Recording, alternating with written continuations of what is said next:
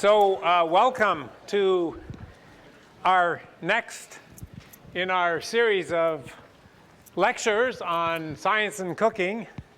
And those of you who come all the time know that the first thing we do is acknowledge our sponsorship. Jose Andres, the Think Food Group. Jose is coming very soon. Elasticity Foundation, both for financial support and intellectual support. Montferrand, Whole Foods on River Street, who provide all the supplies for the lab. We're very fortunate in this class. The students get to eat their lab. Fusion Chef by Julabo. They supply the immersion cookers for the constant temperature, and the bank that supplies some of the financial support. So also this week we'd like to have a special thanks to Chef Lydia Shire and Scampo, who helped with some of the arrangements for the chefs from last week. So special thanks to them. And as always, a special thanks for Christina, who's running around trying to organize things, without which we would never be able to do anything. So we should always thank her. And as I said, next week on the 10th, we have Jose Andres. He's going to tell us about gelation. And this week, after the science lecture, we have Grant Achatz, who's going to tell us something about texture and mouthfeel of food. And I'm going to start by describing some of what we learned in class, which directly reflects and describes the science behind the mouthfeel and the texture. And in particular, I want to describe an important ingredient in many foods now, which is polymers and gelation. And the polymers are used for thickening. They're modern kinds of thickeners, and I want to describe something about how they actually behave. So we had this at the end of the last class, that the point is that, or the last talk here, that mouthfeel itself involves many different scientific concepts, not all of which we'll discuss today, but today in particular, I want to discuss elasticity and viscosity and how you can control both the elasticity and the viscosity by using polymers. So we start out with we start out with this little demonstration. This is a rubber ball, right? You're sitting in the front. You didn't realize you have a little homework problem. You have to watch this ball. I'll just leave it there. Remind me to come back to it. Oh, just before I finish talking. Okay, good. So you saw that bounce. I want to describe the behavior of something like that. And I'm going to do that by actually introducing something. That's a beautiful example. You'll see why. I'm going to introduce something that we discussed last week when Carlos Tejeda was here. This is olive oil, which he calls viscous, but you can see it's a solid. It's a gel. And I want to describe why it's a gel. What's really cool about this is that this is a mixture. The way he made it was a mixture of olive oil, which is an oil, and water with some gelatin and some sugar to add flavor, but he mixed water and oil. When was the last time you mixed water and oil? They don't mix. But this, you can see, is almost perfectly mixed and is all really quite clear. And so the question is, why do we get this to be solid? Why is that clear? I don't know the answer. That's something we debated. We'll try and figure that out later in the lecture series. But how can we take something that's really a fluid, which is olive oil, and make it into a solid, really by adding very, very small amounts of material? And so the way we do that is by adding polymer, and the way we have to describe this is by talking about something more than just something that's fluid and something that's elastic. We need to describe something that's in between, and that's viscoelasticity. So here's a simple example that will show you about viscoelasticity. Before I show this, I want to actually show a fairly common example. Can we come in and look at this? I can bring it over there, but I'd like to show this on the screen if we can. Okay, what this is cornstarch, just a fairly concentrated suspension of cornstarch. And you can see it looks fairly fluid-like. And if I stir it fairly slowly, it's fluid-like. But look what happens if I pull quickly. It's solid-like. I can almost hold the whole plate up if I pull it fast. And I'm going to show you this. And you'll probably be able to see it just here. If I pull slowly, I can pull my spoon through, but look what happens if I pull fast. So its behavior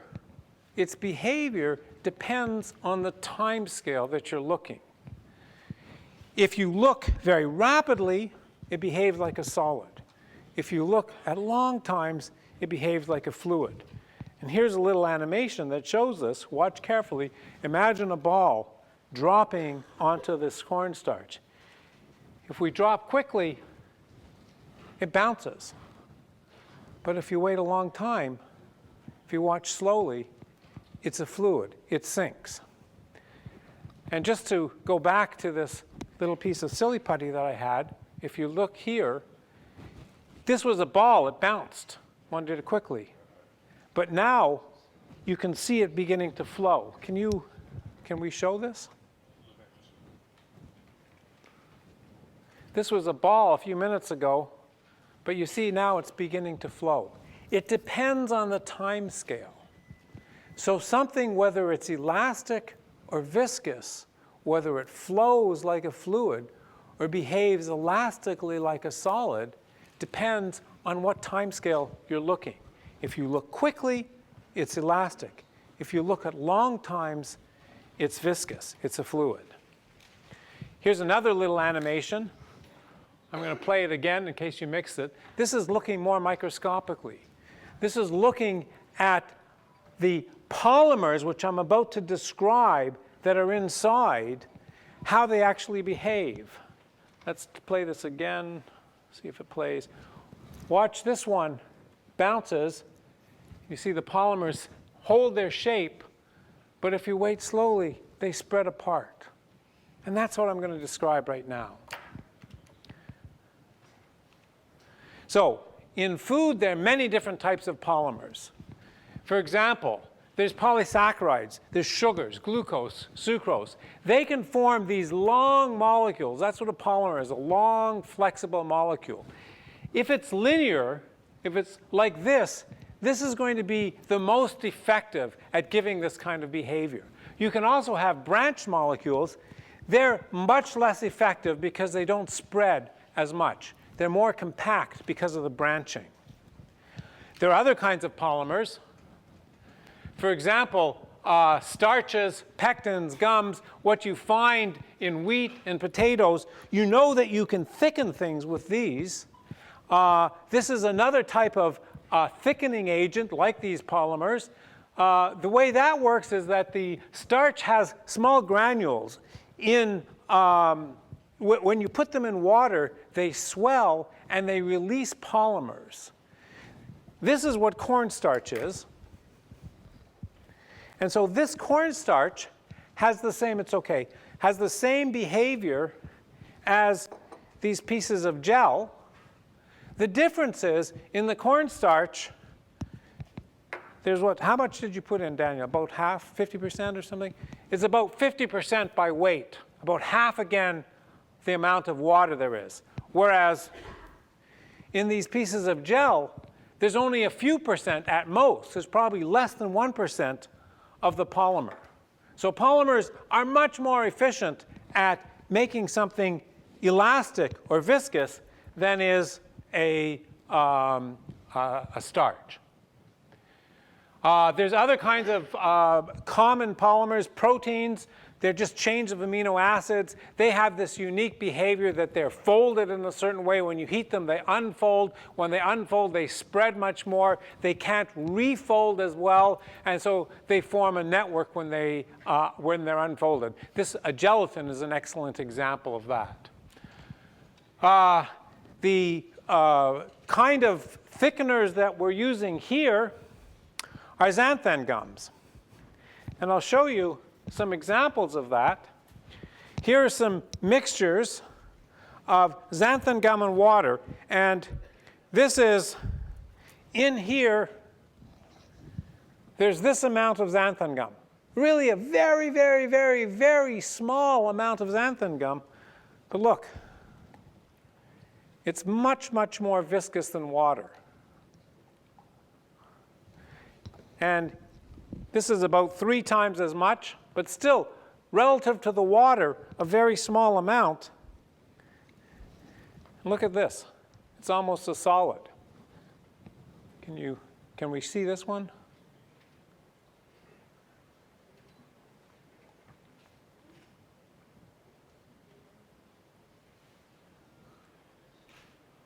See how that's almost solid-like? Tiny amounts of these polymers can lead to drastic changes. Slides again, thanks. Drastic changes in the behavior of water. So you're adding 1.5% by weight of water, and the polymers are spreading out and dramatically changing the behavior of the water.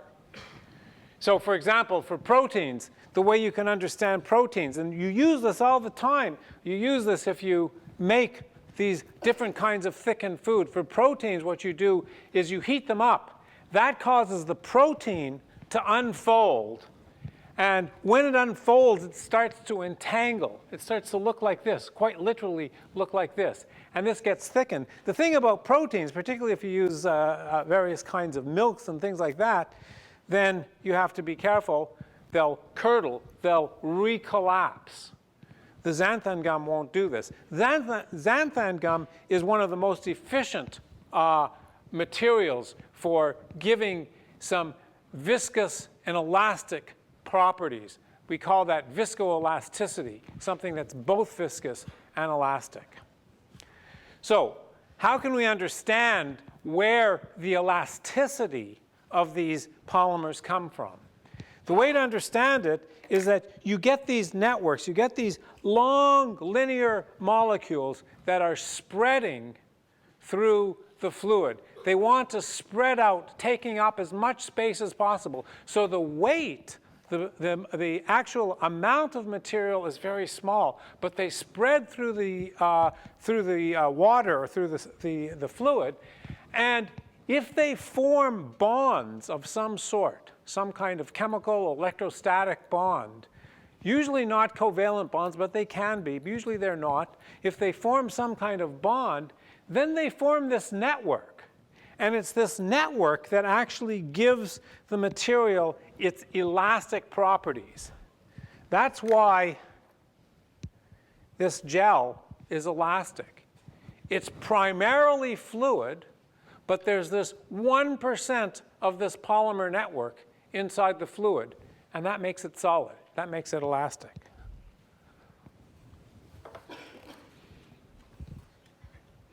So how can we understand something about the molecular elasticity of the polymer?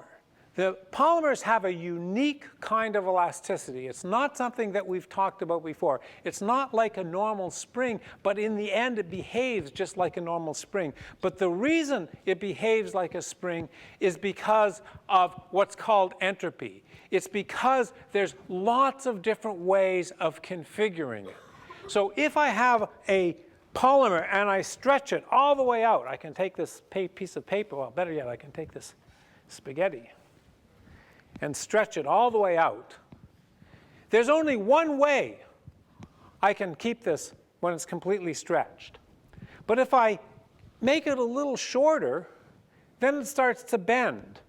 And if it does that, there are several different ways that it can configure itself. There's many different ways. if I make it shorter still, there's a whole bunch of different ways. And when in nature you have something that has lots of different possible configurations, that's the way the molecule is, in a sense, the happiest. That's the way its energy is the lowest. So if I stretch it out, I reduce the number of configurations, and that actually takes energy. Remember, anytime you take energy, you store energy. That's what a spring does. And similarly, if I take this and I compress it more than it wants to be, it just can't occupy the same amount of space. So here's the number of states that it has when it's a natural length. But if I try to compress it more, then I can't fold it as much. I have to squeeze it out on the side. And in fact, as you compress it even more, the number of states decreases, just as the number of states decreased when I stretched it. So there's a natural length, and if I pull on it or push on it, the number of states decreases, and that is like storing energy. Anytime I store energy, that behaves exactly like a spring. And so a polymer, at its natural length, behaves exactly like a spring. But we can understand that, in fact, even in a more detail, because the only thing that tells a polymer, please take this configuration or this configuration or this configuration, is thermal energy. So the energy of the spring, the energy is just thermal energy, or kT. Its natural length is L, somewhat whatever length it is. So this tells you exactly then, this tells you an energy and a length scale, and the energy tells you the spring constant, and from that we can model everything, and this is a very reasonable way of thinking about it. That same network is just like a network of springs that are connected together. The energy of each spring is just the thermal energy, kT. So we can calculate the elastic modulus, or the elasticity of the network, exactly the same way that we calculated the elasticity before when we talked about things. The natural length is L, and so the elasticity is just kT over L cubed, and that's our equation.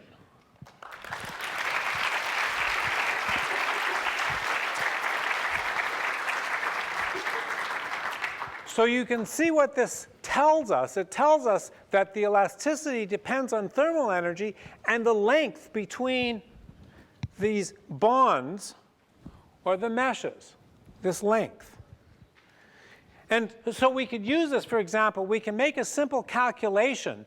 And here I just took it. I won't go through the calculation, but from that formula, I can calculate what a characteristic mesh size is. And I did this for a gel that's not unlike this gel. I won't go through the numbers, but this is the typical number for the length scale.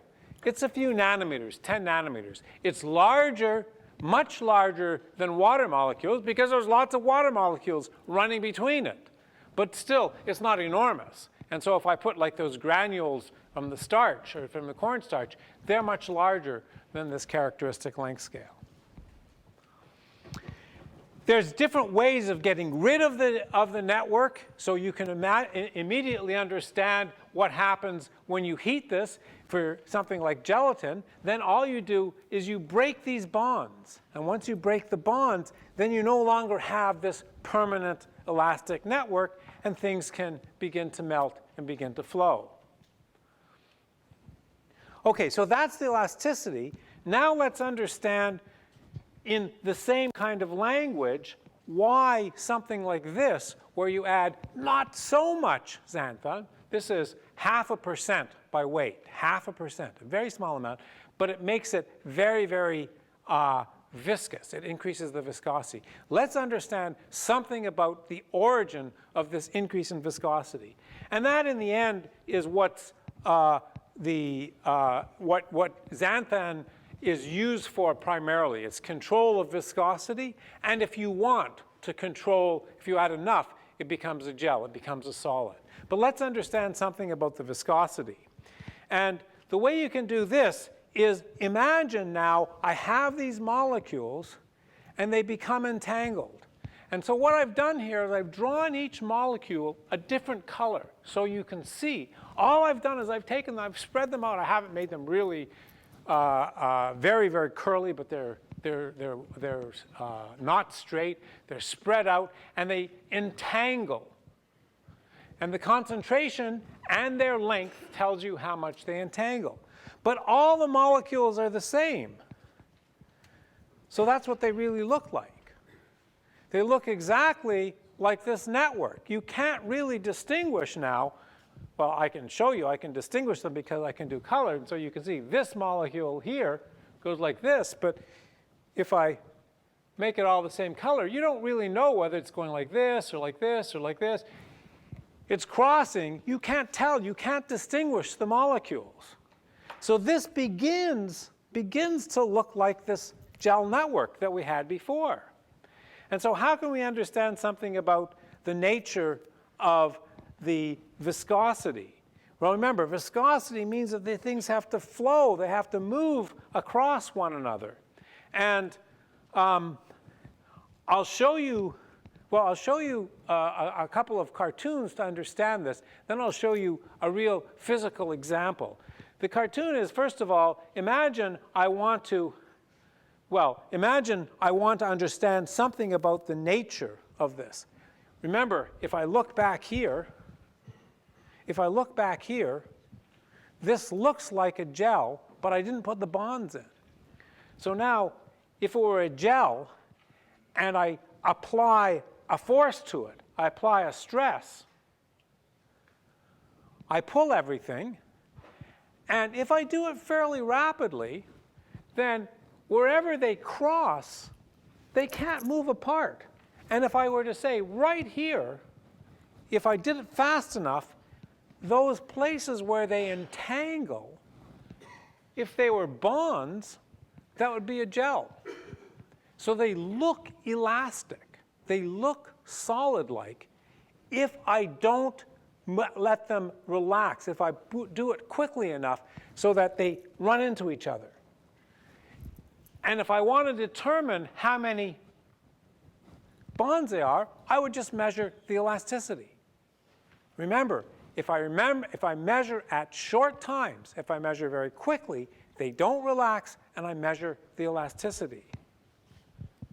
But of course, they can relax, and so if I look at long times, I look at one molecule, then I want to pull it out. That's what the relaxation is. If I do it quickly, again, it runs into these constraints. So the way I can tell how many constraints there are, I make an estimate of what the elasticity is at very high frequencies. And that tells me the number of constraints. But then if I go very slowly, I can pull it out. And let me show you an example of this. Here's my model network. I guess I better do it here. This is spaghetti. It's cooked spaghetti.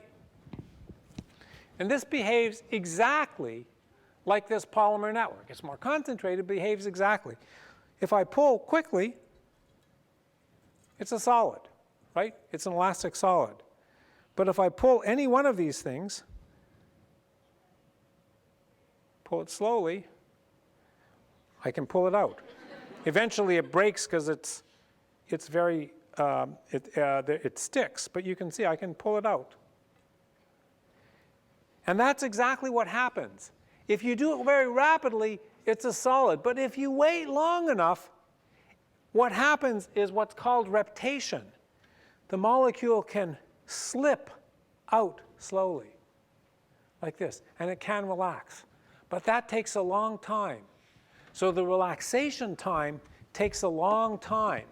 And how much time it takes depends on the number of constraints. It depends on the elasticity. In fact, we can look at different things, and this is exactly what happens. Here, these spaghetti, these molecules, are much shorter. And so they flow more easily. I can pull them out much more easily. They're still entangled, but they're not as entangled. So it depends on the concentration and on the length of the polymer. The shorter they are, the less entangled they are. What about if I use those branched molecules that I showed before? Well, here's my model branched molecule. See, it's branched, right? Now, it doesn't form a solid, right? I can run my hands through very easily. Same concentration, I run my hands through because they're much more compressed. They can't entangle. It's the entanglements that lead to the constraints, that lead to the elasticity and to the relaxation. Have my slides back? And so if I want to calculate the viscosity, what I need to know is how long it takes to pull the molecule out. That depends on the relaxation time, which I just showed you, and on the elasticity. And from that, we get our second equation of the week for the viscosity.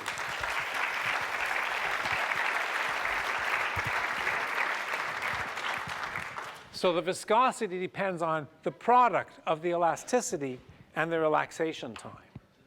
And that's why it's this entanglement of these very long molecules tells you why you get both viscosity and elasticity from a very, very small concentration of molecules such as xanthan gum. Another nice, really nice example is, this is probably, no, maybe this, is Raman Noodles, right? Actually, hold on, let me get this. You all know this is all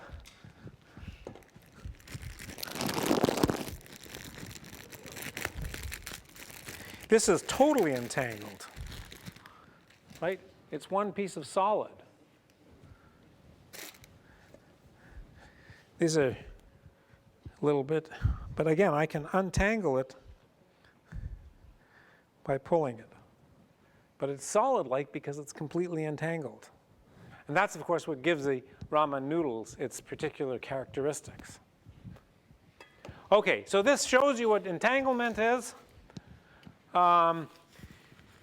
I showed you basically what the concentration dependence is. It's the amount of entanglement. You can see that because it's entangled, it's a very, very strong concentration dependence. The molecules want to spread out as much as they can, and they begin to entangle.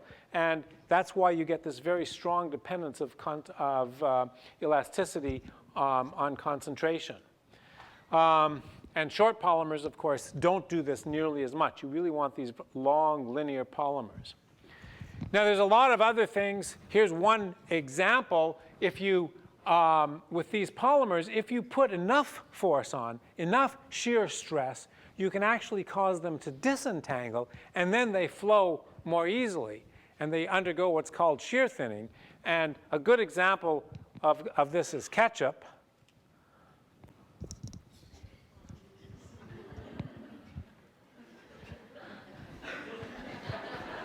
Animation courtesy of Naveen. And so with that, I think I tried to show you why you get these different behaviors with these thickening agents, the polymer, the starches. They all have the same characteristic that small quantities of material lead to increases in elasticity or in viscosity.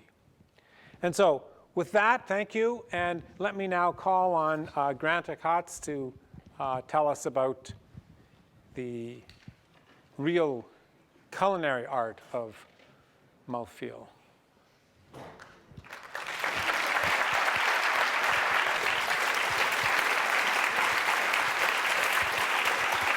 Hey, thanks a lot. Welcome. All right, welcome everyone. Thank you for coming out. Looks like we have a pretty full house. How was the science lecture? All right, so what we're going to do today is we're going to talk about food science, but specifically in the realm of cocktails. We opened a new project about mid to late April called the Aviary. It's a very progressive cocktail bar lounge in Chicago in the Meatpacking District. And it employs a lot of the same technique technology, innovation, creative expression that Alinea has done in the culinary arts, we're trying to do in the cocktail world. So I have a short video that I want to run that is just going to kind of show the aviary, a little bit about the cocktails, give you a feel for the room, kind of what we tried to accomplish, and then we'll delve into a little bit more of the specifics.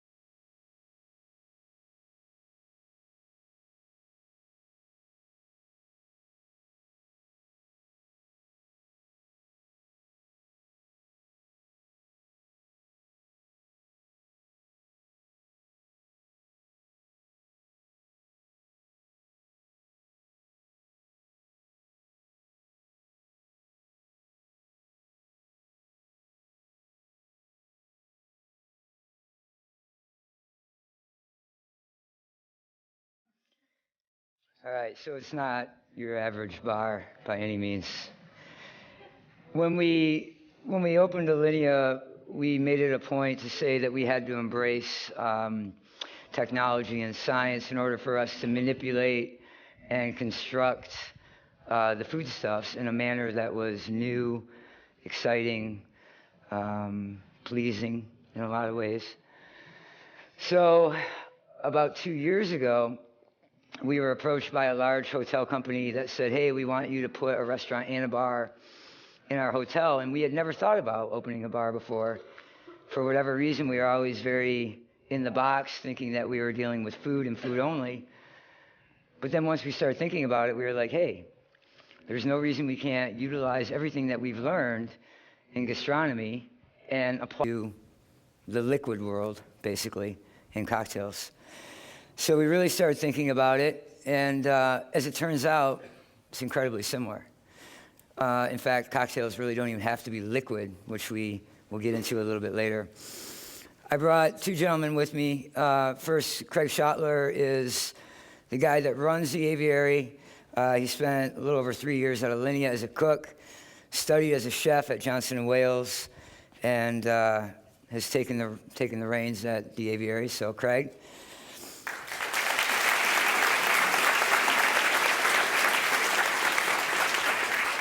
And also a former cook at Alinea turned research and development chef / jack of all trades. He's the one who makes all the videos, takes all the still photos, maintains the website, helps publish all our cookbooks and that sort of thing. Christian Seal.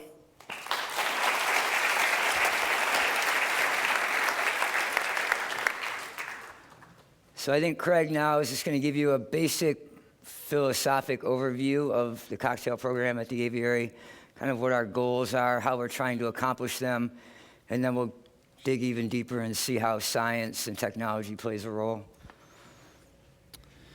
Well, thank you, everybody. I got to say, I never thought I'd be standing in a Harvard lecture hall as a cook, but thank you for having us. We appreciate it. So what we did with the aviary is we wanted to create something different because there's so many, in today's day and age, the classic cocktail resurgence has blown up everywhere. Similar to, we have the Violet Hour in Chicago. Here you have a bar called Drink. You have Milk and Honey in New York, and all these little classic, iconic cocktail bars. And people are opening them up left and right and becoming a dime a dozen, and everybody's starting to carry the same thing. So once something becomes too popular, it gets dull and it gets sort of boring. So what we've tried to do is do what Alinea did to food 6 years ago by thinking about things differently. And why does a cocktail have to be served in a glass? Does a cocktail have to be a liquid? Your general cocktails are always served in a coupe, which is a stemmed champagne saucer, if you will, a rocks glass for your cocktails served on ice or down. Then you have your Collins, which is your tall cocktails, your long drinks, generally carbonated. But they always put them in those three glasses, regardless of what it is. So our cocktail's based on the glassware it goes in, or the glassware based on the cocktail it goes in. So we've taken this philosophy of running a bar like a restaurant. I've never bartended. I've never tended bar one day in my life. I've only cooked. So we've taken this philosophy, we've built this restaurant, if you will, with the idea of it being a restaurant and not being a bar. So there's no bar. There's actually no physical bar for you to walk up and sit at and order a cocktail. All the cocktails come out of a kitchen.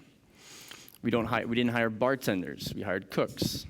The kitchen is designed just like a pass in a normal restaurant. There's stations. If you go to a kitchen, the chef de partie of the meat station doesn't pick up the pastries, doesn't pick up the cold apps, they pick up the meat dishes. When you go to a bar, your bartender has to know every cocktail you could possibly want and know where all the product is for that. So there may be one bottle of green chartreuse in the bar, and it's all the way down there, and the person placed the order over here. So now you're sitting here taking the order. You got to go all the way down there, get the bottle, come all the way back, make the drink, walk all the way down there, put the bottle away, and then come back and hand him his cocktail. This is gravely inefficient, especially from the mentality of a cook. Can you imagine cooking with the stove up a flight of stairs and coming back down to cut something and going back up to see if it's done? It doesn't make any sense. So we've built stations in this kitchen that are based on a restaurant. So a bartender, if you will, a cook, a chef, doesn't necessarily have to move more than 3 feet. They have everything around them, from an insulated well for their ice, to a recessed well for their bottles, to a drawer that's refrigerated, to a drawer that's a freezer, to 25 sets of shaker tins. Instead of having to use one and wash it every time, you just put it and grab another set.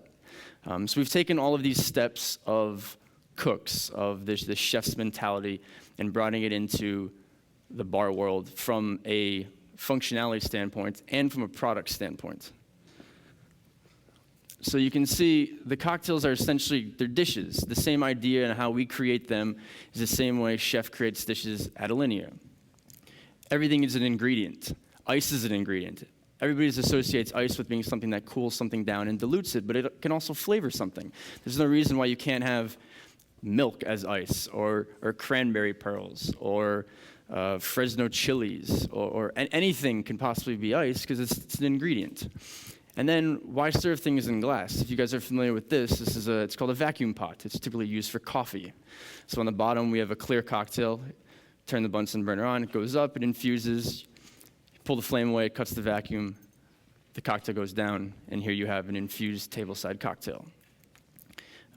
So it's about taking the idea of what it is to be a cocktail. So you've got alcohol, you've got sugar, you've got water in the form of ice or not in the form of ice, and you have acid depending on the style of cocktail.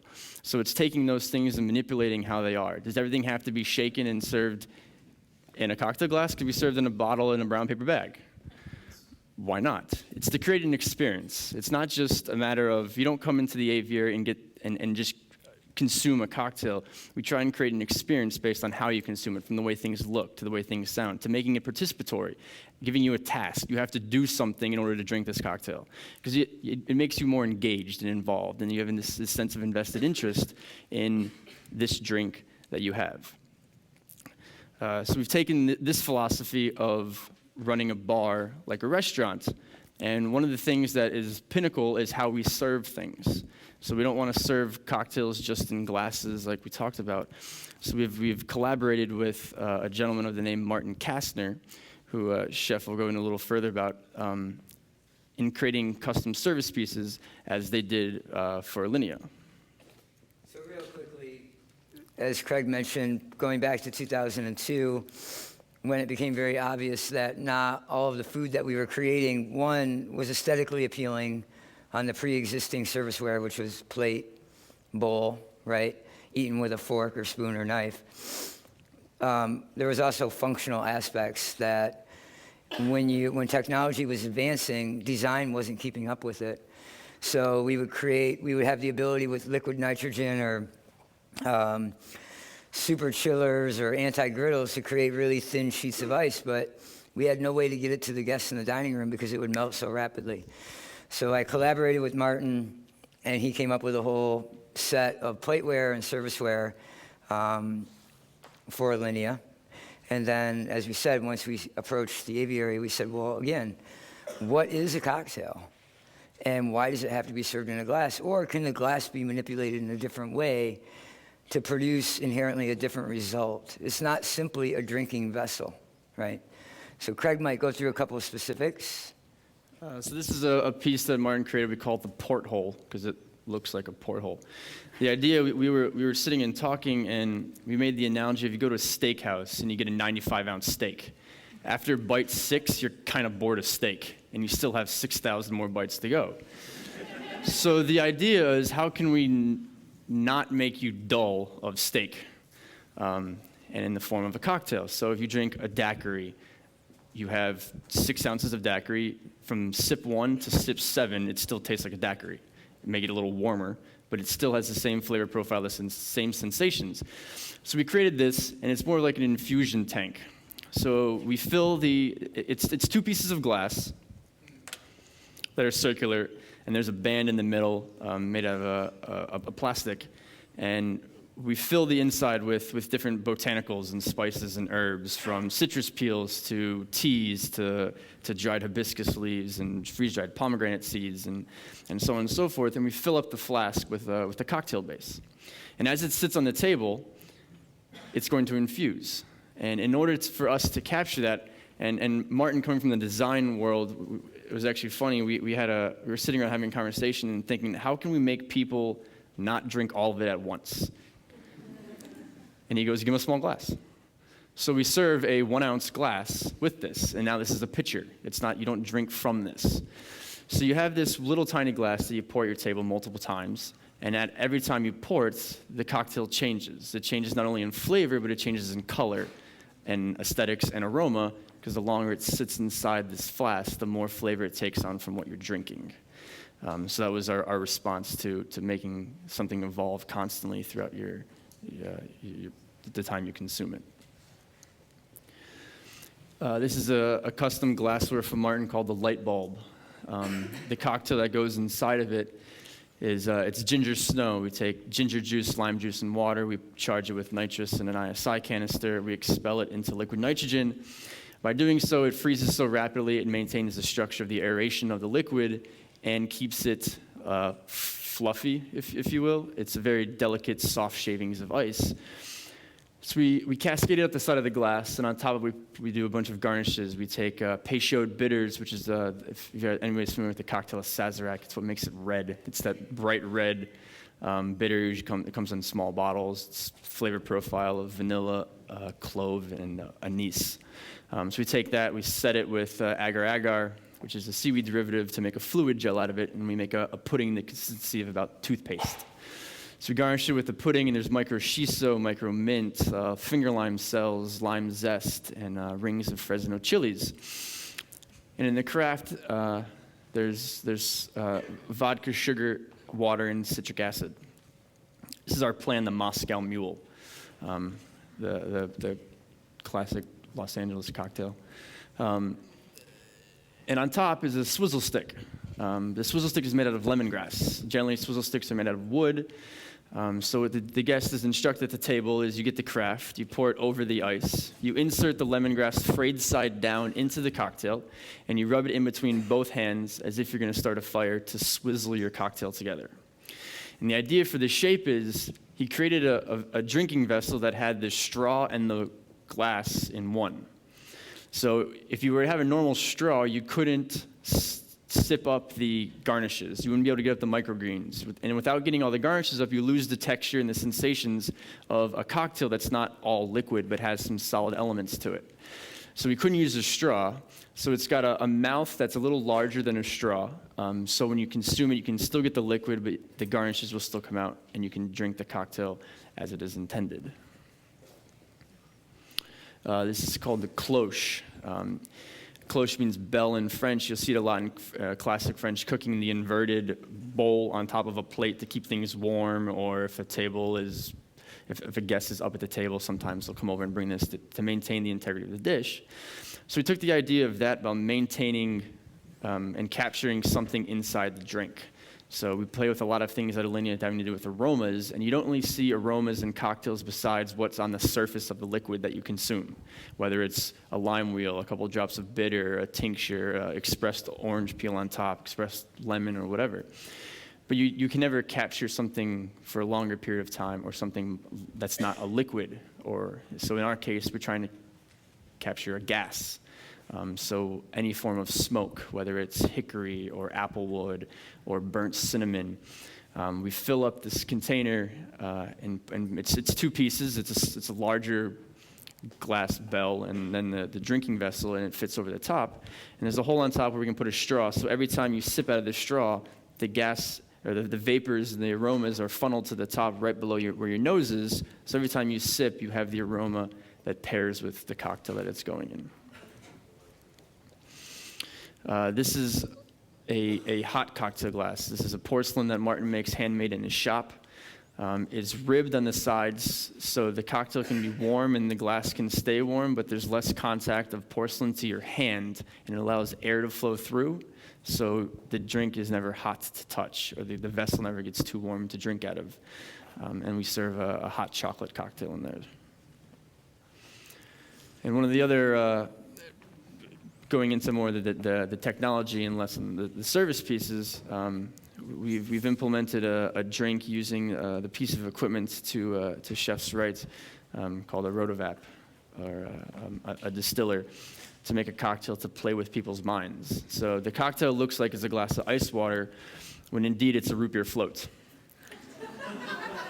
So we make a stock out of flavors of root beer, so sassafras, sarsaparilla, orange peel, ginger, dried orange, Tai-Long peppercorn, black peppercorn, galanga, and birchwood, and applewood, and a slew of other things. And it comes out this really murky, nasty-looking brown, which we all associate root beer being a dark color. So we make this stock, and then we run it through the distiller, and it comes out crystal clear, but tastes like root beer. And it's not bitter, and it's not sweet, and it's not salty. So we have this clear root beer water. From that, we add kirsch, which is a cherry eau de vie, and is also clear. Lactic acid, which is the acid you find in milk, which allows the texture of the cocktail to have a very creamy, ice cream-esque flavor profiling. We add Liquor 43, which is a vanilla liqueur. We carbonate it in-house, and then we serve it on ice cubes that are made from distilled vanilla. So we take vanilla beans, blend them with water, steep them overnight, run them also through the rotovap. That comes out crystal clear. Now we have clear vanilla water. We make the ice cubes out of that, so as it's sitting in your cocktail and as the ice cubes melt, you add vanilla into your cocktail, making as if your ice cream was melting. So it makes it more vanilla-esque, more root beer and vanilla, more like a root beer float. So you'll notice the little white Chinese takeout to-go boxes under you there. Grab those.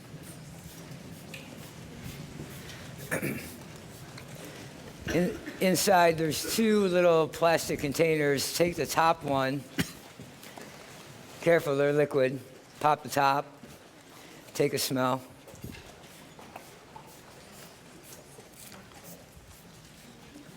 Is that recognizable to anyone? What? Chilies. So that is a lot of Fresno chilies that back home a couple of days ago were basically juiced and, as Craig mentioned, put through this machine. And he's going to run you through it really quickly after I'm done. The idea here is something that we discovered when we got our first rotovap at Alinea. It's very interesting what goes through the machine. So I don't like really spicy food. And in fact, there's a relationship between spicy food or caspium and alcohol. They really accentuate each other on the palate. So if you're eating really spicy food, a lot of times people will say, well, drink a beer or a low-proofed cocktail or a lighter alcoholic level wine. Otherwise, you blow your head off, you know? The thing with the rotovap is it allows you to put the flavor of Fresno chili through, but with none of the heat.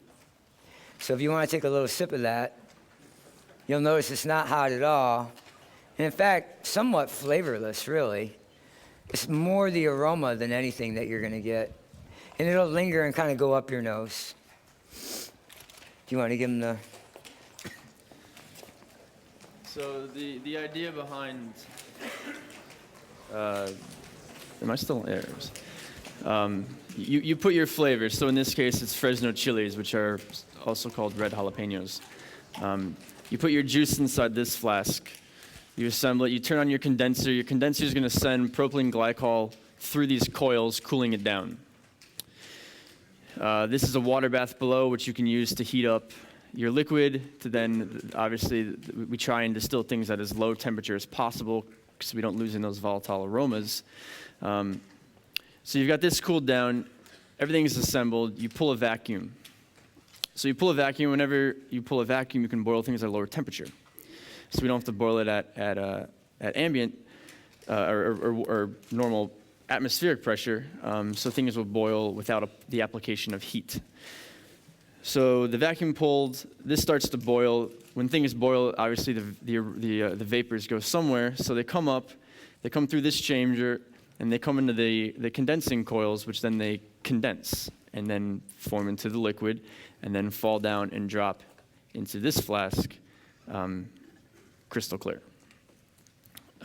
We put everything from chilies, obviously. Craig mentioned sassafras, vanilla. Some chefs that we know have put dirt. I don't know those chefs, not us. Leather, hay, all kinds of stuff goes through there. So it's a lot of fun. All right, what do we have now? We have a video about the machine, I believe. So you see one of the unfortunate prep cooks juicing red beetroot. And as Craig mentioned, you see it in the flask there, spinning away under vacuum, turning that red beet juice perfectly crystal clear. This also allows us to play with consistency because sugars and salts don't go through. If they do, it's in a very, very minuscule quantity. So now what we have is a perfectly clear, highly aromatic beet water that we reintroduce the level of sugar that we want to bring it up to the degrees Brix that we feel is appropriate for whatever we're using it for. If we want to introduce acid, we can put whatever in it we want, citric, malic, whatever. And then we can season it with salt to the degree that we want. All right, what do we have next? The ice flour. So one of the things, both culinarily and in the cocktail world, that's really important is freezing and ice, right? So for a long time, we've tried to come up with ways to make snow. And as it turns out, I thought, oh, this would be really easy. Like, you just freeze water, right? As it turns out, to make a snowflake is actually virtually impossible, they tell me. So we kept going back to the drawing board. We contacted a company called Polyscience, and he tried to make a snow machine for us because what we really wanted was to make flavored snow. Like, imagine taking that when you're young and you first fresh snowfall and you go out and you get the big handful and your mom's like, don't eat the yellow stuff. It'd be really cool to make a cherry snow or a lemon snow or whatever. So our solution was to take this service piece made from marten, has a core of stainless steel that we drop in liquid nitrogen, freeze it very thoroughly, and you saw Christian with these misters, and he's just gently misting a yuzu, which is Japanese citrus flavored water, over this very, very cold core to make about as close to snow as we can get. And the cool thing about it is when you put it in your palate, it instantly disappears. Which, when you think about palate cleansers and that application of what would normally be sorbet or granite or that sort of thing, what you really want is something to hit the palate and just vanish. You want it to cleanse and go. So this gives us that ability.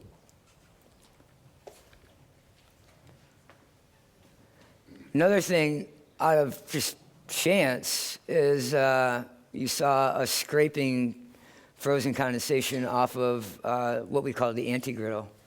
So Philip Preston from Polyscience created this piece of machinery that gets negative 40 degrees Celsius on the surface. And you turn it on and let it run, and if there's enough humidity in the air, then you have this basically snow on the top. So now we're trying to utilize that in some of our cocktail and culinary applications. You want this one? So another piece of equipment that Philip Preston and Polyscience have created is it's called a recirculating chiller. The exact opposite of recirculating chiller is what we know as an immersion circulator, in which modern chefs use as sous vide. So it's a water bath with a machine in it that circulates the water at a temperature that you set, so it maintains the same temperature throughout this water bath at all times. So a recirculating chiller does the exact opposite. Instead of heating it, it cools it. So you make a mixture of water and alcohol, and you put it in this, and you can chill it down to negative 35 degrees based on your ratio of water to alcohol. And one thing we played around with doing is this, what's called super chilling water, which we will. So this is the machine. You put a thing of water in it. It looks like it's plain, clear water.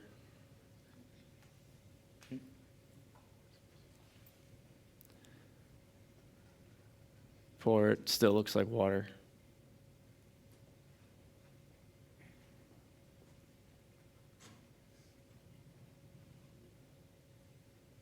Yep, still looks like water. There should be audio with this. Do we not have audio?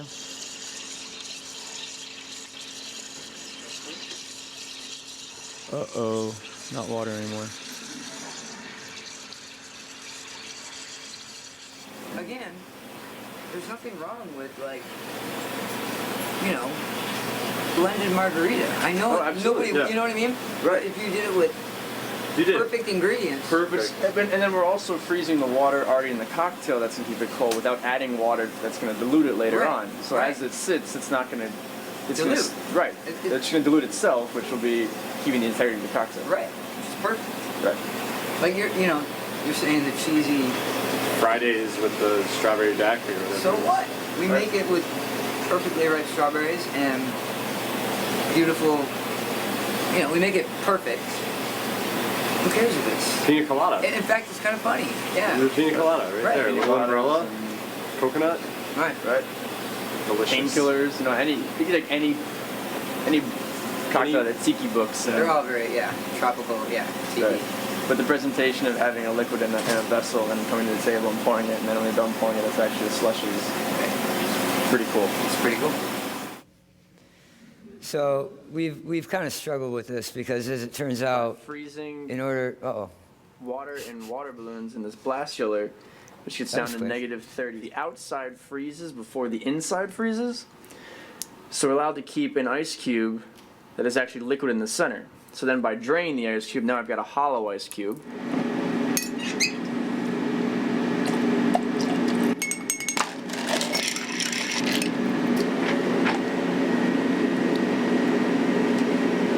everybody has one of those behind the bar, right? Come on.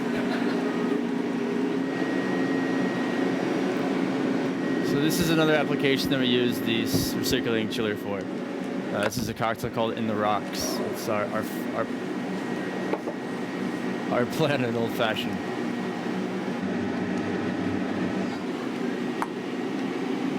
Looks like a dinosaur egg, Chef. Okay. The question is whether or not we're gonna have to let it temper, or if it's better if it's this frozen, so then it will shatter quickly. Right. Oh, that looks cool. Look at that. Yeah, So, what do you have inside? it's an old fashioned buffalo cherry old fashioned. Okay. So buffalo cherry stem on syrup. Should I whack it? I would whack it.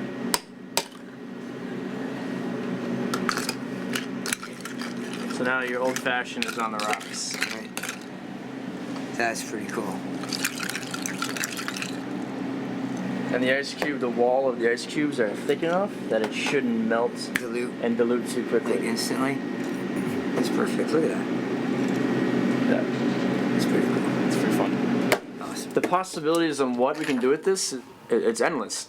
Imagine this being a distilled juice, this being colored. Now we can add fruit juices to it, rhubarb, sorrel, some type of herb, even different liqueurs. We could do this because we can get it to freeze, which is not the issue now. It's participatory from the customer standpoint, and they will crack. The act of them cracking is now giving them something to do. And it also adds an auditory experience with it, because you hear the sound of the cracking and the sound of the knocking, similar to the sound that a bartender makes when he's shaking a cocktail or even stirring his own cocktail. The experience that this technique will provide, to me, is really cool, and you just don't see it anywhere, where the customer gets to actually experience this kind of new way of drinking a cocktail which would be served on the rocks.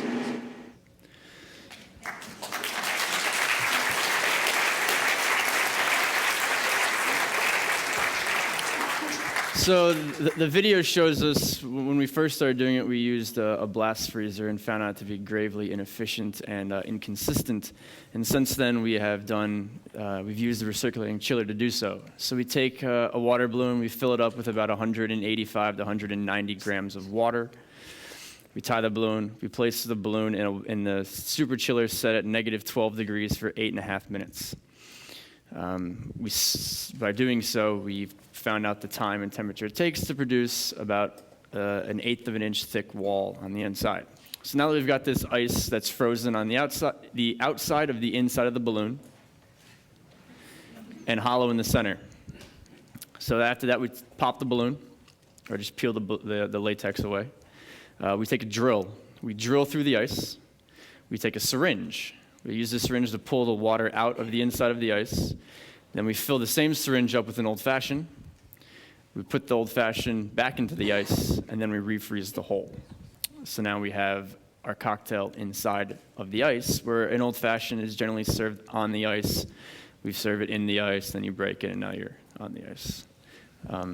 So the ice looks something similar to this.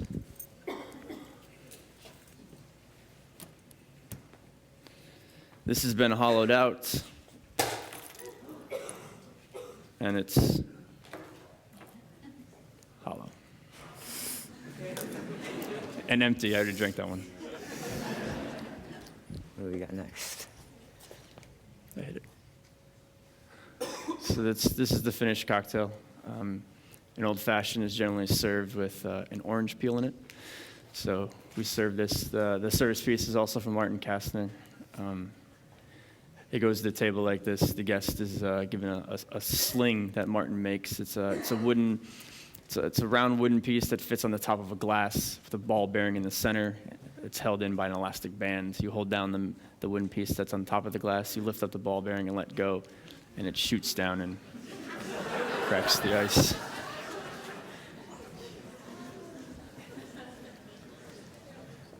All right. Gin and tonic. Gin and tonic.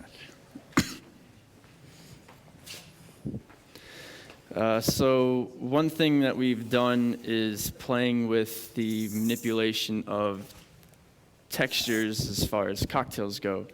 And we had discussed how the cocktails have to be liquids.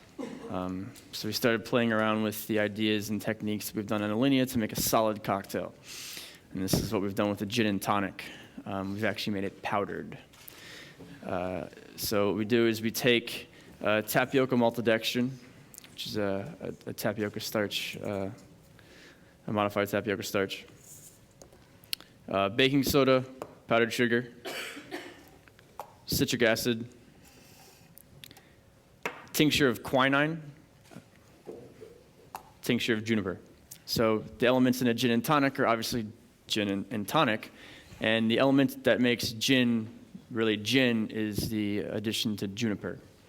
So we've tried doing it with gin. The problem is gin is 40 to 45% alcohol by volume, meaning there's more water, which won't allow it to powder. So in order to do that, we have to use something that has more alcohol and less water. So we use a neutral grain spirit, similar to Everclear, but much higher proof.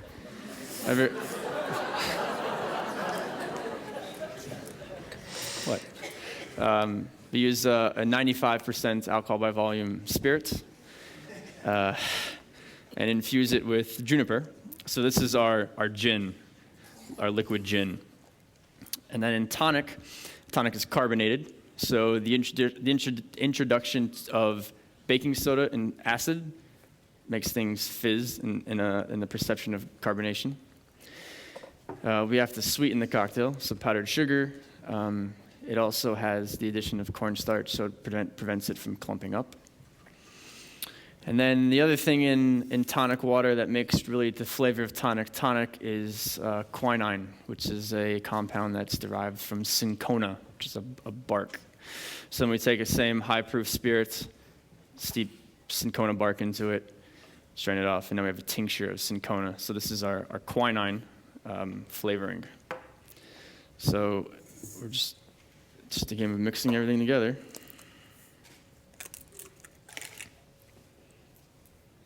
It's going to get messy.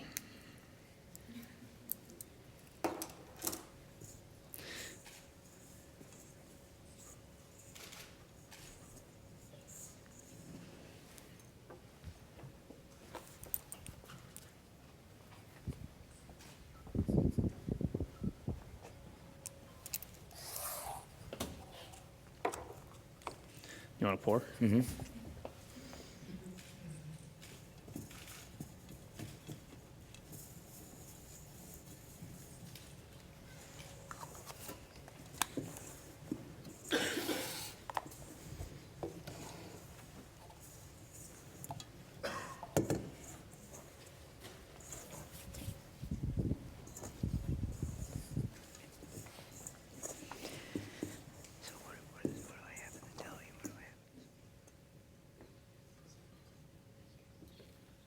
Gin and tonic.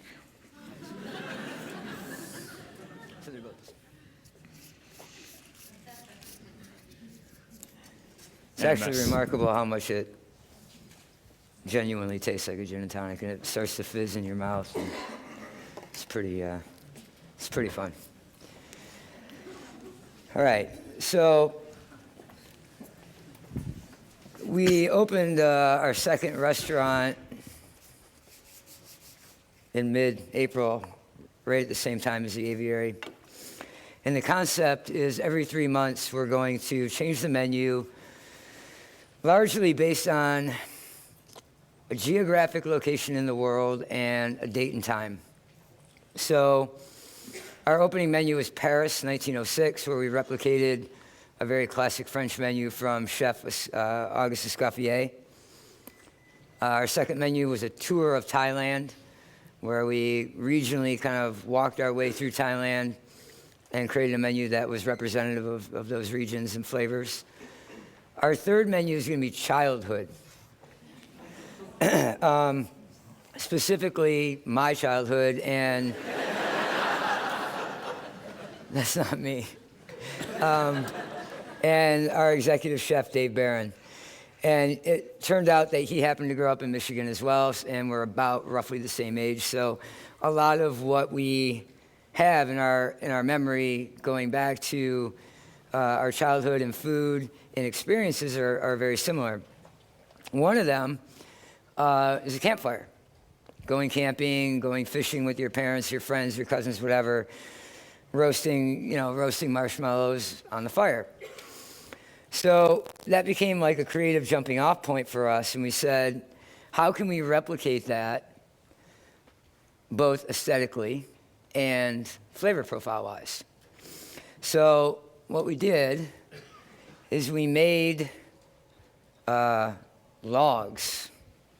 So what you see there, and it's kind of hard because it's shadowed on this photo, but those are sweet potato that have been cooked in a syrup with vanilla, a little bit of cinnamon, and blue corn. And the pigments in the blue corn come out and taint the syrup black like squid ink. So whatever you cook in that liquid pulls it in and turns black. So those look like fire logs. Are you going to mix this stuff? This is another part of the composition where you see the marshmallows or some apricot, some taffy, and streusel. That tastes like graham cracker. What Christian's doing here, again, back to the tapioca maltodextrin in the alcohol combination. This time Dave and I were sitting around, and we knew what Craig did with the tapioca and to make the gin and tonic. And we were like, well, if we're using such a high proof spirit, I wonder if we can light it on fire. So Dave ran and got the torch out of the back, and we made a mixture of, initially it was just this really high proof spirit, the tapioca maltodextrin, and we waved the torch over it, and sure enough, up come the flames. So now we were thinking about it, well, maybe that can become the fire on our campfire logs. At first, it didn't taste very good. And then we were like, all right, well, really, if we're dealing with powdered sugar, tapioca maltodextrin, and alcohol, what can we put in there to make it taste like something? So, of course, we added vanilla to mimic the marshmallow, a little bit of cinnamon to go with that graham cracker theme.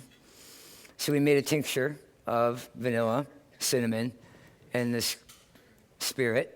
Mix it with the tapioca, add some sugar, and then what you should have is something that when sprinkled over those logs, it's the fire.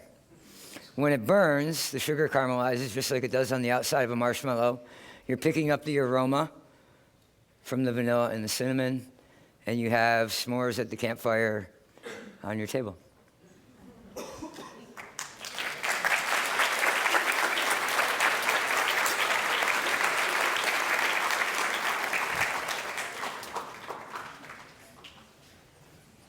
Pineapple. So another bite that you have in your little packet there is a very, very simple example of edible cocktails that, as Craig mentioned before, we've been playing with going back a couple of years now. I'm going to let Craig explain some of the techniques that we utilize, whether it be gelling of actual alcohol or alcohol mixtures, using the different gelling agents, using the different foaming agents to produce foams out of alcohol. And in this case, well, I'll let him explain what this is, but this is another technique. I'm not going to walk around and card everybody. I'm just going to trust that you're mature enough to handle that. There's a little bit of booze in there. Okay? It's his fault, not mine. So as Chef said, we started playing around with edible cocktails, and they were the Amuse at Alinea for a little over a year. And the slide above me is the array. You would get 5 of them. So starting on your left, it's a Hurricane. It's a New Orleans tiki cocktail. It's served inside of a passion fruit. We use the seeds to add texture to the cocktail. The next one down is a frozen and chewy pisco sour. So we take pisco, which is a grape distillate indigenous to Peru. If you're Peruvian, if you're not, it's indigenous to Chile, if you're Chilean. We take the pisco, we add a modified tapioca starch called Ultratex 3.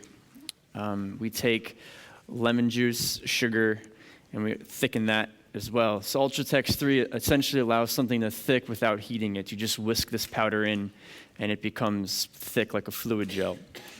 So we put these 2 fluid gels on the Anti-Griddle, and it gets really, really cold. Since it's so thick, it doesn't actually freeze because of the sugar content and because of the viscosity. So it appears to be really, really cold, and then you put it in your mouth. It's not really frozen. It's just really, really cold, and it perceives to be chewy. So then you actually chew your pisco sour. The next one down is an example of the pineapple you have in front of you. The cocktail on the screen is called the Juliet and Romeo. It's from a bar in Chicago called the Violet Hour. It's a compressed cucumber and gin. So whenever in the culinary world, when things are called compressed, you put it in, you put a piece of fruits or a vegetable or whatever your solid element is in a liquid inside of a cryovac machine. When you put it in a cryovac machine, it pulls a vacuum. It sucks all the air out of the piece of fruit and replaces it with the liquid it is sitting in. So the bite you should be chewing on now, if you haven't already, is pineapple that's compressed with green chartreuse. Green chartreuse is an herbal liqueur from France. It's made from 130 different botanicals. So this is a way of implementing alcohol into a solid through the use of compression. The next one down the line is a Manhattan. We take a house-made brandied cherry. We do a pudding of Carpano Antica sweet vermouth using the Ultratex 3. And we use a foaming agent called soy lecithin and bourbon. We take Buffalo Trace and soy lecithin. It allows air to be trapped inside the structure of the liquid as it's aerated, and we foam on top. And then finally, the last one is a Sazerac. It's a hollowed-out cone-feed kumquat. Inside of it is set with a gel using gelatin of rye whiskey, and on top, peychaud puddings using agar-agar, micro anise hyssop to mimic your absinthe, and then a lemon peel to mimic the lemon peel. So these are just a variety of different textures that we've played around with when manipulating cocktails to show something that is not the norm. And this is a larger picture of the Sazerac. This is an eggnog. It's a technique that's been used at Alinea for a number of years, where we take an ice cube tray, a sphere ice cube tray. We fill them with a liquid. We take that ice cube tray, we pop them out, so now we've got a bunch of frozen sphere ice cubes. We dip that in a mixture of flavored micrio. Micrio is a high fat content cocoa butter. When you dip something frozen in something that's made out of fat, it solidifies.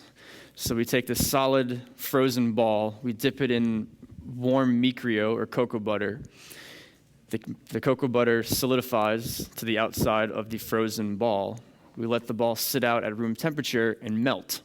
So now the inside, the ice, has melted, but cocoa butter will stay a solid at room temperature. So now you have a solid, crunchy outside and a liquid center.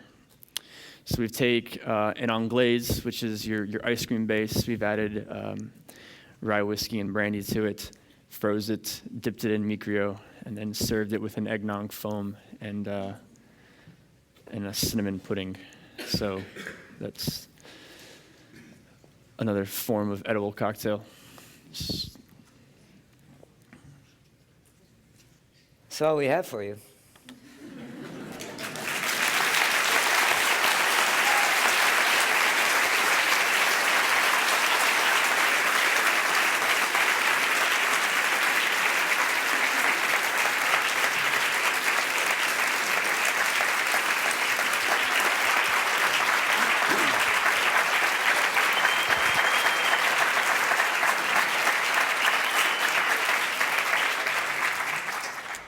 Thanks very much. So we have time for some questions. I will repeat them because I don't have the microphones. Do you have microphones?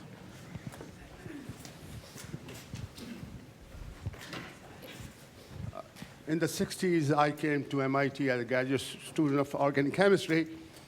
I had to heat my lunch, and I asked my lab mate, where can I heat my lunch? He said, go downstairs in the basement. There's a little box. Just put your lunch in there, push the button, and it will heat it up. I said, what is it? He says, it's a microwave. I go down, heat it up, come up, and my bread got very rubbery. I said, what kind of oven is that? Nobody's going to use this. And this is, now everybody has the microwave oven in their house. How long is it going to take before they're going to When they make them cheaper. Yeah, I mean, that's the thing, is what did that microwave cost back then? Because this is probably $10,000, $12,000. What? So- You don't have a rotovap in your house? I thought everybody did. No, we work with them every day. But, I'm surprised how much, the question is how much you use this apparatus in cooking nowadays in most of the advanced restaurants. Right, I would say probably 10 restaurants maybe in the country have them. We have 3.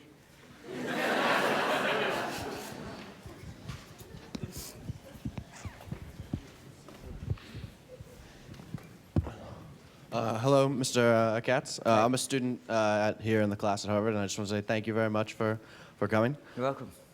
I have 2 questions. One, why the name Avery for your bar? And 2, are there any challenges that you faced in terms of, I don't know, the physical, trying to create something that you haven't been able to master, or things that you are, I don't know, issues that you're still kind of grappling with either scientifically or aesthetically to, I don't know, that you'd like to have figured out but haven't been able to? Aviary, because we liked the way it sounded. We wanted to begin with an A because Alinea begins with an A.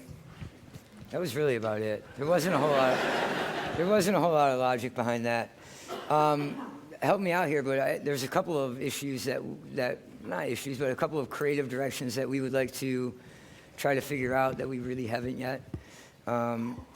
One would be the intense layering of liquids based on density, alcohol, sugar, that sort of thing. Figuring out a way, if there's a way to layer them vertically instead of just horizontally. So that way, as you're pouring, as liquid's dumping over your palate, you might be getting cherry here, lemon here, celery here. Snow. Anybody can make snow. I got a job for you. Snow or ice that sinks. Right. Because a big problem in drinking cocktails is you always get hit in the face when you drink out of it. But if the ice could sink and Right. stay at the bottom. The other thing that we've been toying with for a long time is making a cocktail that appears to look like a lava lamp. So you would have your base liquid in the glass, and then you would have this kind of, gelated or thickened some other flavor that's kind of dancing around in the glass. You know how like the lava lamp goes like that? We haven't really been able to figure that out yet. So guys, Sorry, you sir. know that all the students in the class have to do a final project, and I suggest you recommend these tomorrow in class, because this is exactly the sort of thing they can help you with. I'm not sure how productive they'll be. They'll be drinking the whole time. But they'll have a great time. It's a fun class. So my question is, for actually each of you, you go into a bar, a decent bar, and you have to order a cocktail or straight liquor, what do you choose for your go-to cocktail, and what is your go-to straight liquor? Jeff? Go-to cocktail would be a daiquiri. It's one of the most basic cocktails, one of the hardest ones to make, because it's just rum, lime juice, and sugar, and rum comes from sugar, so you have a drink that's got sugar and lime juice in it. So it's a balance perfectly sugar, acid, and alcohol in something so simple that you can't hide behind, is one way to actually determine your bartender. So it's always generally, if I go to a bar I've never been to, I always order a daiquiri first, because if the daiquiri to me is too acidic, I know how to order my next cocktail, because now I know the bartender's palate. He tends acidic. If his daiquiri is too sweet, then I know how to order my next cocktail, because his palate tends too sweet for mine. And then as far as spirits, bourbon.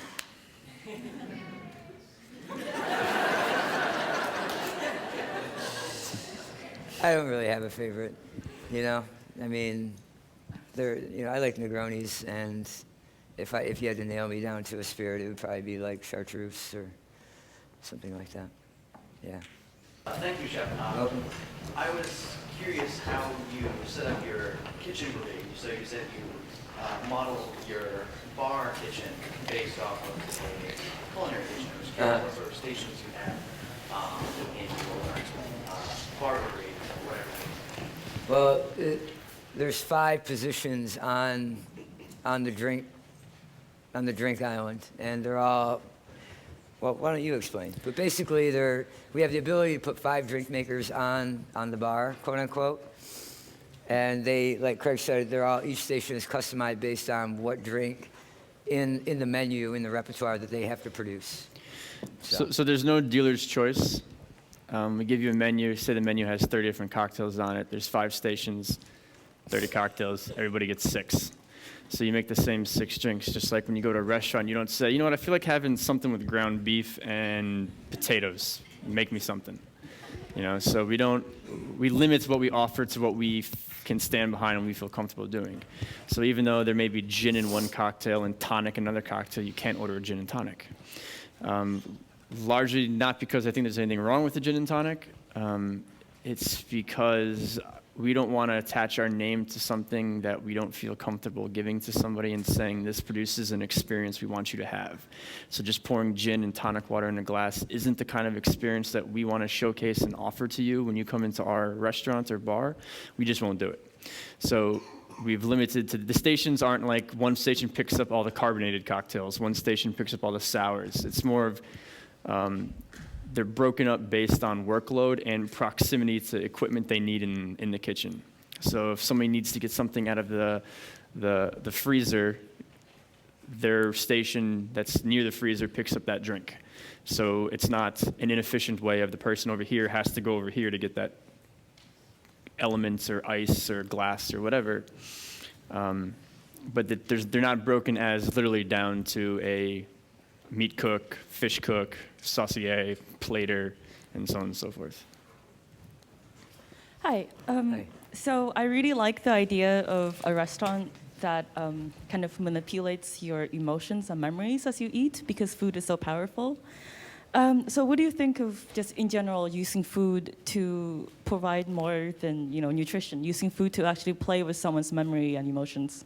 Oh, absolutely. I mean, that really is what Alinea was founded on in 2005. We said that we were trying to craft a very emotional experience, and it just so happened that we were using food to do it. And taking that a step further, we're in the process of creating an exhibit for the Museum of Contemporary Art that I think will even push that even further. So.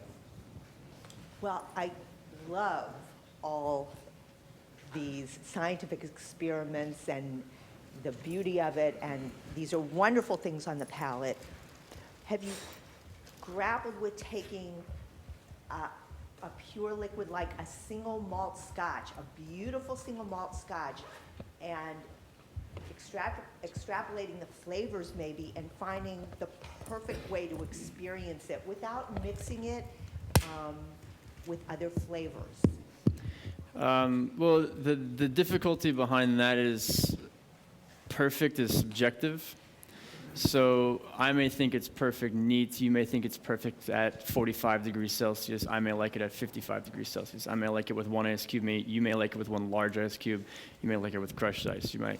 So what we've done, though, is we have a flights on our menu, and this is another glass that Martin Kastner's made.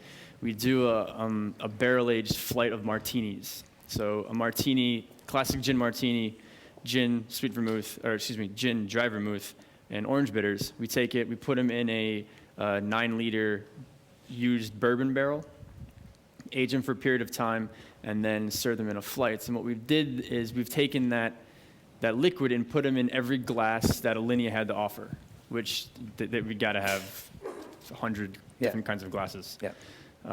And Martin actually made a glass that has, based on the diameter of the mouth to the amount of space that's left, the amount of negative space that's not full by a liquid, to the thickness of the glass, to every aspect of the service piece, in what he feels is the optimal way to enjoy that particular cocktail. So that glass is really made only for that flights, and we call it a tasting glass. But as far as to make the single malt scotch, I would think it'd be perfect just serving it neat. So a question about the service component of a cocktail.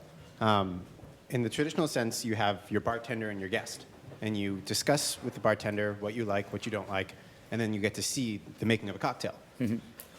I understand in this case you want to approach it more like a kitchen, where there's that like presented component, it's brought to the guests, and then you have that interaction. How do you battle that? I mean, because I feel like that's a very crucial part of a traditional bar and traditional bar service. Mm-hmm. Can you kind of not lose that because you have like interactive cocktails, but Right. how do you guys approach that in your way without losing that critical component, in my opinion?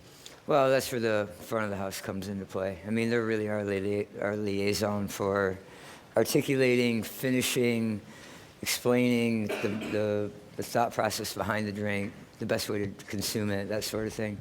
And then we also have a very transparent, didn't really show it that well, but it's an open kitchen. So you could, in theory, walk up to the wall and watch the drink makers prepare the cocktail. Yeah. But in the same idea that so you go to a bar and the bartender makes you a cocktail. The function of the bartender is to, 1, entertain you, 2, make you a drink, and 3, collect payment for that drink.